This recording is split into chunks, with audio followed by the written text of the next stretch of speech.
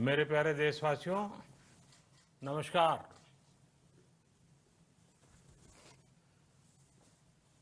Corona वैश्विक महामारी के खिलाफ लड़ते लड़ते अब हम अनलॉक 2 में प्रवेश कर रहे हैं और हम उस मौसम में भी प्रवेश कर रहे हैं जहां सर्दी, जुकाम, खांसी, बुखार ये सारे न जाने क्या क्या होता है, ये मामले बढ़ जाते हैं। ऐसे में मेरी आप सभी देशवासियों से प्रार्थना है कि ऐसे समय अपना ध्यान रखिए।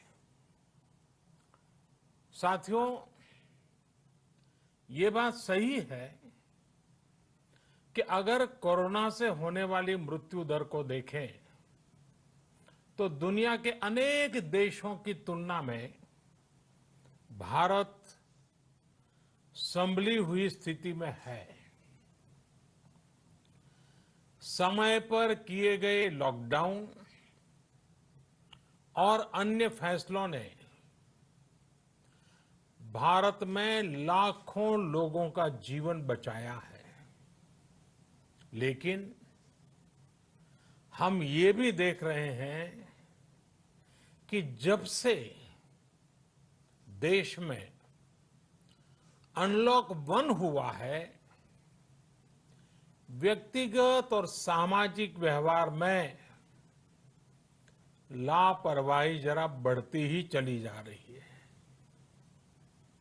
पहले हम मास्क को लेकर, 2 गज की दूरी को लेकर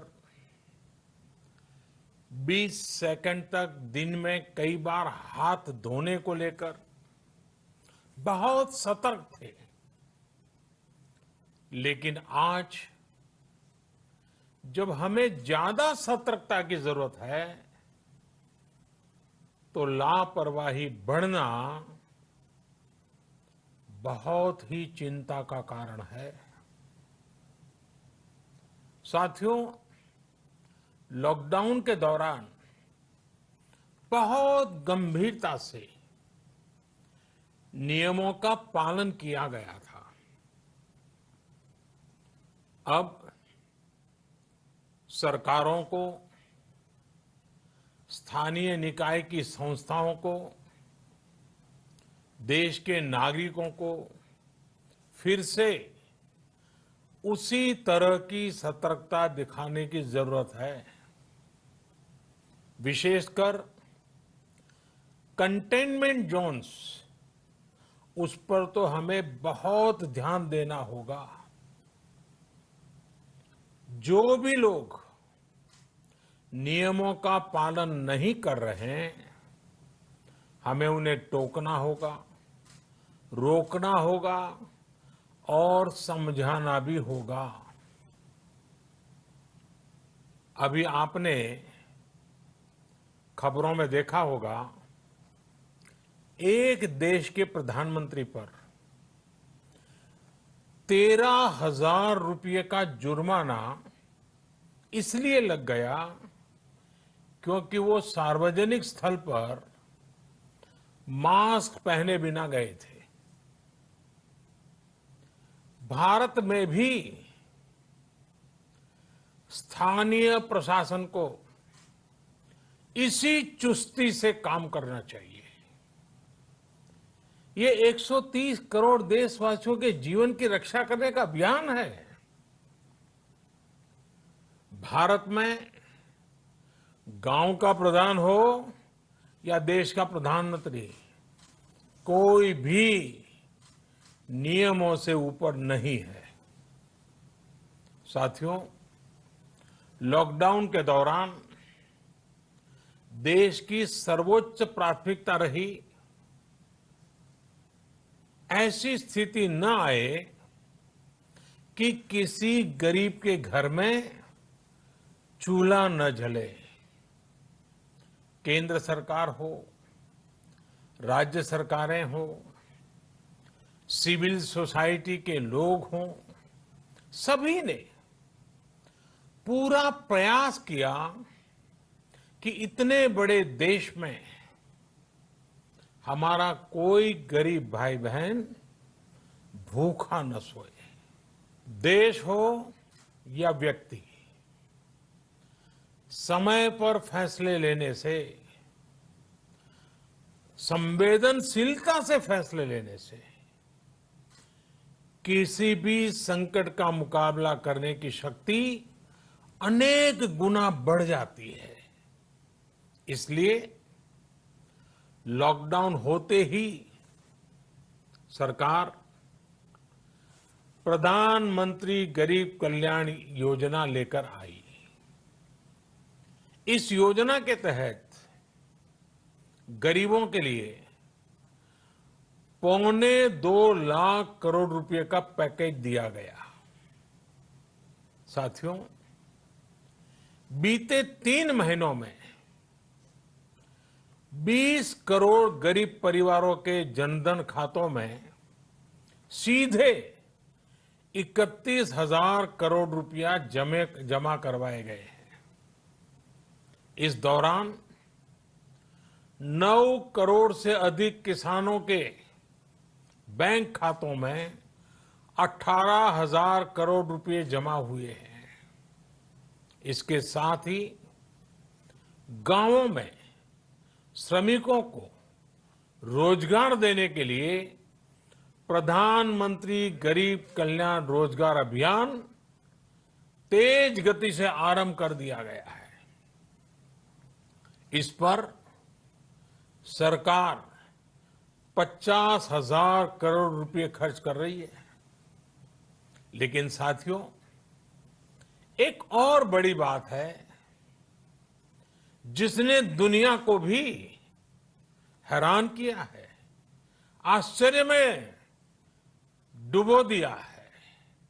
वो ये कि कोरोना से लड़ते हुए भारत में 80 करोड़ से ज्यादा लोगों को 3 महीने का राशन, यानी परिवार के हर सदस्य को 5 किलो गेहूं या चावल मुफ्त दिया गया।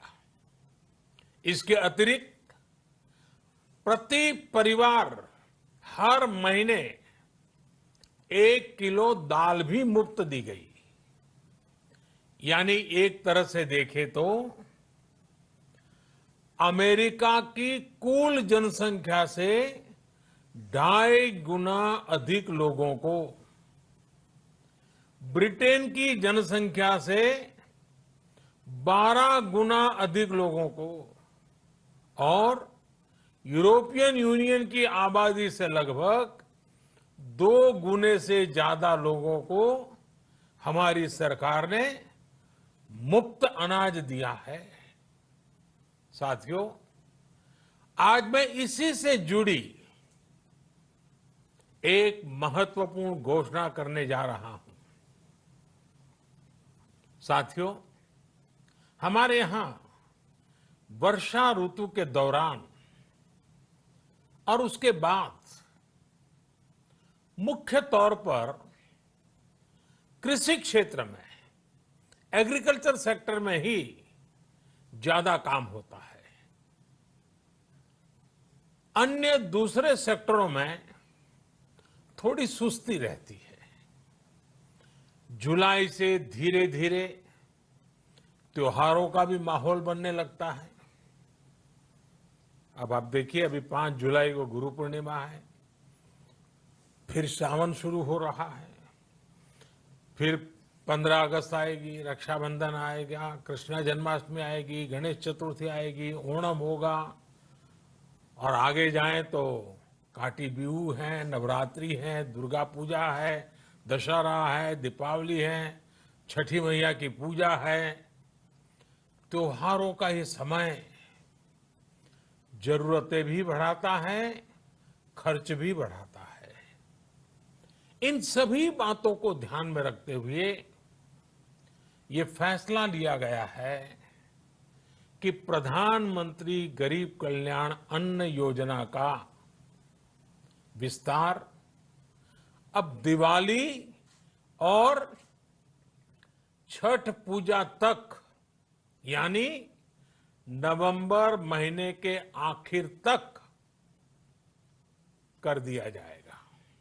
यानी 80 करोड़ लोगों को मुफ्त अनाज देने वाली ये योजना अब जुलाई, अगस्त, सितंबर, अक्टूबर, नवंबर में भी लागू रहेगी। सरकार द्वारा इन 5 महीनों के लिए 80 करोड़ से ज्यादा गरीब भाई बहनों को हर महीने परिवार के हर सदस्य को 5 किलो गेहूं या 5 किलो चावल मुफ्त मुहैया कराया जाएगा। और साथ ही प्रत्येक परिवार को हर महीने 1 किलो चना भी मुफ्त दिया जाएगा। साथियों, प्रधानमंत्री गरीब कल्याण अन्न योजना के इस विस्तार में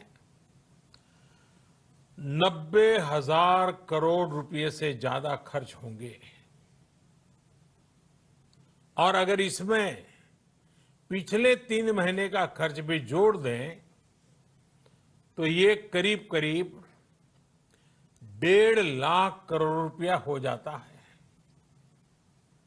अब पूरे भारत के लिए हमने एक सपना देखा है। कई राज्यों ने तो बहुत अच्छा काम भी किया है। बाकी राज्यों पर भी हम आग्रह कर रहे हैं कि इसको काम को आगे बढ़ाएं। और काम क्या है? अब पूरे भारत के लिए एक राशन कार्ड की व्यवस्था भी हो रही है। यानी एक राष्ट्र एक ration card, one nation one ration card. इसका सबसे बड़ा लाभ उन गरीब साथियों को मिलेगा जो रोजगार या दूसरी आवश्यकताओं के लिए अपना गांव छोड़ करके कहीं और जाते हैं, किसी और राज्य में जाते हैं। साथियों, आज गरीब को, जरूरतमंद को सरकार अगर मुफ्त अनाज दे पा रही है तो इसका श्रेय प्रमुख रूप से 2 वर्गों को जाता है। पहला, हमारे देश के मेहनती किसान, हमारे अन्नदाता। और दूसरा, हमारे देश के ईमानदार टैक्स पेयर। आपका परिश्रम, आपका समर्पण ही जिसकी वजह से देश ये मदद कर पा रहा है। आपने देश का अन्न भंडार भरा है, इसलिए आज गरीब का, श्रमिक का चूल्हा जल रहा है। आपने ईमानदारी से टैक्स भरा है, अपना दायित्व निभाया है, इसलिए आज देश का गरीब इतने बड़े संकट से मुकाबला कर पा रहा है। मैं आज हर गरीब के साथ ही देश के हर किसान, हर टैक्स पेयर का हृदय से बहुत बहुत अभिनंदन करता हूं, उन्हें नमन करता हूं। साथियों, आने वाले समय में हम अपने प्रयासों को और तेज करेंगे। हम गरीब, पीड़ित, शोषित, वंचित हर किसी को सशक्त करने के लिए निरंतर काम करेंगे। हम सारी एहतियात बरतते हुए इकोनॉमिक एक्टिविटीज को और आगे बढ़ाएंगे। हम आत्मनिर्भर भारत के लिए दिन रात एक करेंगे। हम सब लोकल के लिए वोकल होंगे। इसी संकल्प के साथ हम 130 करोड़ देशवासियों को मिलजुल करके संकल्प के साथ काम भी करना है, आगे भी बढ़ना है। फिर से एक बार मैं आप सबसे प्रार्थना करता हूं, आपके लिए भी प्रार्थना करता हूं, आपसे आग्रह भी करता हूं, आप सभी स्वस्थ रहिए, 2 गज की दूरी का पालन करते रहिए, गमछा, फेस कवर, मास्क ये हमेशा उपयोग कीजिए, कोई लापरवाही मत बरतिए। इसी आग्रह, इसी कामना के साथ मैं आप सभी को बहुत बहुत शुभकामनाएं देता हूं। धन्यवाद।